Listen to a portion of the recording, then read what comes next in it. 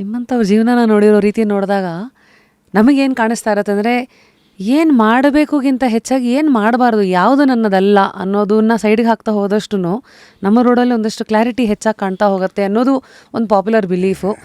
ಅದನ್ನೇ ನಾವು focused attention ಅಂತೀವಲ್ಲ. ಹ್ಞೂ ಒಂದು ಗುರಿ, ಆ ಗುರಿಗೆ ಸಂಬಂಧಪಟ್ಟ ಒಂದು ದಾರಿ, ಆ ದಾರಿಯಲ್ಲಿ ಹೇಗೆ ಅದನ್ನು ನೆಗೋಸಿಯೇಟ್ ಮಾಡ್ಕೊಂಡು ಮುಂದೆ ಹೋಗಬೇಕು, ಅದು ಮುಖ್ಯವಾಗುತ್ತೆ ನಮಗೆ. ಅದರ ಬಗ್ಗೆನೇ ಚಿಂತನೆ, ಅದಕ್ಕೆ ಯೋಚನೆ ಅನ್ನಲ್ಲ, ಅದಕ್ಕೆ ಚಿಂತನೆ ಅಂತೀನಿ ನಾನು. ಚಿಂತನೆ ಅನ್ನೋದು ಯೋಚನೆಗಿಂತ ದೊಡ್ಡ ಪದ.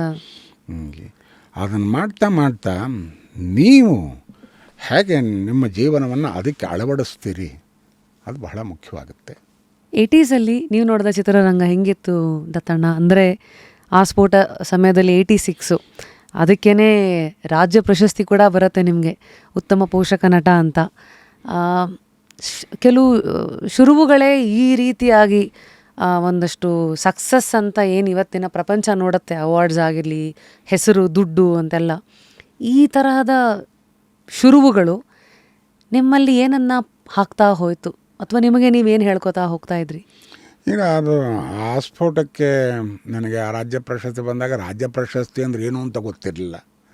ಆಮೇಲೆ ಸಿನಿಮಾದಲ್ಲಿ ಪಾರ್ಟ್ ಮಾಡಿದರೆ ಅದಕ್ಕೇನೋ ಪ್ರಶಸ್ತಿ ಕೊಡ್ತಾರೆ ಅನ್ನೋದು ನನಗೊಂದಷ್ಟು ಅಷ್ಟಾಗಿ ಇದೆ. ಆಮೇಲೆ ಇದರಲ್ಲಿ ನಾನು ಮಾಡಿದ ಪಾತ್ರಕ್ಕೆ ಒಂದು ಪ್ರಶಸ್ತಿ ಸಿಗುತ್ತೆ ಅನ್ನೋ ಕಲ್ಪನೆ ಕೂಡ ಇರಲಿಲ್ಲ. ಅದು ದಟ್ ವಾಸ್ ಅನಿರೀಕ್ಷಿತವಾಗಿ ನನ್ನ ಕಣ್ಣು ಮುಂದೆ ಬಂದು ನಿಂತಿದ್ದದು. ಆವಾಗ ಅಕ್ಕಪಕ್ಕದವರು ಒಂದಿಷ್ಟು ನಮಗೆ ಅವರು ಹೇಳಿದ ಮಾತುಗಳು, ಫಾರ್ ಎಕ್ಸಾಂಪಲ್ ಉದಾಹರಣೆಗೆ ಹೇಳೋಕ್ಕೆ ಅಂದರೆ ವಿಜಯಮ್ನವರು, ಅವರು ಆ ಸಮಯದಲ್ಲಿ ಆ ಪ್ರಶಸ್ತಿ ಸಮಾರಂಭದ ಸಮಯದಲ್ಲೇ ಅವ್ರದ್ದೊಂದೇನೋ ಒಂದು ಸಂಸ್ಥೆ ಇತ್ತು, ಈ ಇಂಡಸ್ಟ್ರಿಗೆಲ್ಲ ಸಂಬಂಧಪಟ್ಟವರು. ಆ ಪ್ರಶಸ್ತಿ ವಿಜೇತರಿಗೆ ಅವರು ಒಂದು ಸನ್ಮಾನ ಮಾಡ್ತಿದ್ದರು. ಸೊ ದಾವಣಗೆರೆಯಲ್ಲಿ ಆ ಪ್ರಶಸ್ತಿ ಸಮಾರಂಭ, ಅಲ್ಲಿ ಒಂದು ಸನ್ಮಾನ ಮಾಡಿದರು. ಆವಾಗ ವಿಜಯಮ್ನವರು ಬಾಯಿ ಬಿಟ್ಟು ಹೇಳಿದರು, ಆಮೇಲೆ ಬರವಣಿಗೆಯಲ್ಲಿದ್ದರು, ಇಲ್ಲೊಬ್ಬ ಹೊಸ ನಟ ಇದ್ದಾನೆ, ಇವನು ಯಾವುದೋ ಒಂದು ಬೇರೆ ರೀತಿಯಲ್ಲಿ ನಟನೆಯನ್ನು ಪ್ರತಿಪಾದಿಸ್ತಿದ್ದಾನೆ ಅನ್ನೋ ರೀತಿಯಲ್ಲಿ. ಅದು ಮೊನ್ನೆ ಕೂಡ ಯಾವಾಗಲೂ ಜ್ಞಾಪಿಸ್ಕೊಂಡ್ರು ಅವರು, ನಾನು ಹೇಳಿದ್ದು ಸರಿಯಾಗಿತ್ತು ಅಂತ. ಹಾಗಾಗಿ ಅದೊಂದಿಷ್ಟು ನಮಗೆ ಕಾನ್ಫಿಡೆನ್ಸ್ ಕೊಡ್ತು. ಓಕೆ, ಇನ್ನೊಂದಿಷ್ಟು ಎಕ್ಸ್ಪ್ಲೋರ್ ಮಾಡ್ಬೋದು, ಇನ್ನೊಂದಿಷ್ಟು ಎಕ್ಸ್ಪೆರಿಮೆಂಟ್ ಮಾಡ್ಬೋದು ಅಂತ. ಸಾಮಾನ್ಯವಾಗಿ ಏನಾಗುತ್ತೆ ಅಂತಂದ್ರೆ ಹೊಸದಾಗಿ ಏನಾದ್ರು ಪ್ರಯೋಗ ಮಾಡಬೇಕು ಅಂತಂದ್ರೆ ಒಂದು ಅಂಜಿಕೆ ಇರುತ್ತೆ. ಆ ಅಂಜಿಕೆ ಹೊರಟಾಯ್ತು ನನಗೆ ಬಹಳ ಬೇಗ.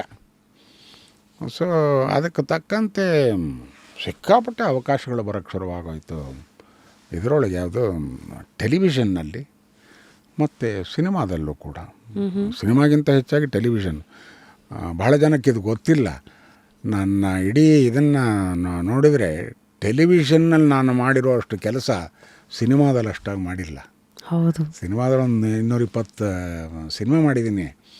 ಬಟ್ ಟೆಲಿವಿಷನ್ನಲ್ಲಿ ಒಂದು ಕಾಲಕ್ಕೆ ನನ್ನನ್ನು DD9 ಫಾದರ್ ಅಂತ ಇದನ್ನು ಮಾಡಿಬಿಟ್ಟಿದ್ರು. ಯಾವ ಫಾದರ್ ರೋಲ್ ಇದ್ದರೂ ಟೆಲಿವಿಷನ್ನಲ್ಲಿ ನಾನು ಇರಲೇಬೇಕು, ಆ ರೀತಿ ಆಗೋಗಿತ್ತು. ಸೊ ಅಲ್ಲಿ ಒಳ್ಳೆಯ ಪ್ರಯೋಗಗಳನ್ನು ಮಾಡೋಕ್ಕೆ ಶುರು ಮಾಡಿದೆ ಧೈರ್ಯವಾಗಿ. ಓಕೆ, ಇದೇ ರೀತಿ ಯಾಕೆ ಮಾಡಬೇಕು, ಈ ರೀತಿ ಯಾಕೆ ಮಾಡಬಾರ್ದು ಅನ್ನೋ ಒಂದು ಇದರೊಳಗೆ ಧೈರ್ಯದಲ್ಲಿ. ತಮ್ಮ ರೋಲ್ಸ್ ಅಂತ ಬಂದಾಗ ಇಡೀ ಕರ್ನಾಟಕ ಇವತ್ತಿಗೂ ಅದನ್ನು ಯೂಟ್ಯೂಬಲ್ಲಾಗಿರಲಿ ಎಲ್ಲರೂ ನೋಡಬೇಕಾದಾಗ ಬರುವಂಥ ಒಂದು ದೊಡ್ಡ ಹೆಸರು ಮಾಯಾಮೃಗ.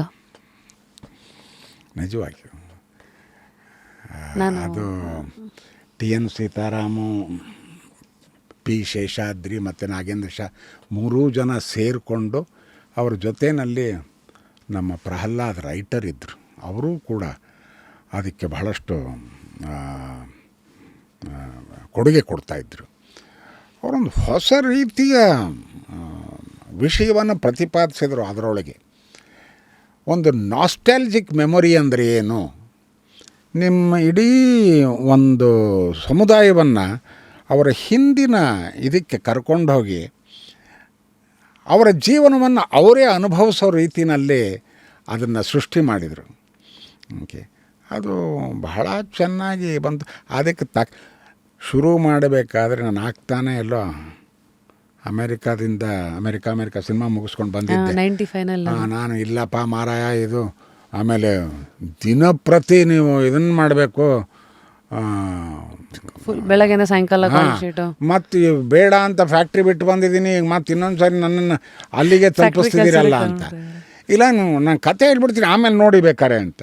ಏನೇ ಸರ್ ಶೇಷಾದ್ರಿ ನಮ್ಮ ರೂಮ್ನಲ್ಲೇ ಕೂತ್ಕೊಂಡು ಒಂದು ಕತೆ ಹೇಳಿ ಪಾತ್ರ ಇದು ಮಾಡೋಕ್ಕಾಗತ್ತಾ ಅಂದ್ರೆ ಸ್ವಲ್ಪ ಪಾತ್ರ ಇದಾದರೆ ಮಾಡಬಹುದೇನೋ, ಹಾಗಾಗಿ ಅದಕ್ಕೆ ಒಳಗೆ ಬಂದಿದ್ದು ನಾನು.